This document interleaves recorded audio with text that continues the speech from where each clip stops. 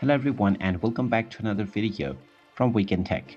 In this video, I'm going to show you how to change your profile picture on the Threads application. So let's get started right away. First of all, open up the Threads application on your device, and once you open it up, make sure that you are logged into your account using your Instagram.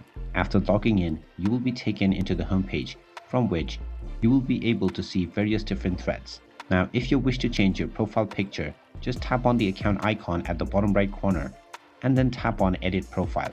This will now take you into your profile edit menu. Now, alongside your name, just tap on your current profile picture and you may now import from your Instagram, or you may upload a new one from your device. Just tap on whichever option is suitable for you. And now you can upload a photo from your gallery right away, or choose one from your Instagram. After this, you will be able to choose from various different filters.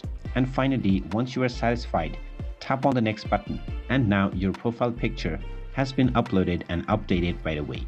Tap on the Done button at the top right corner in order to save your changes. And there you have it.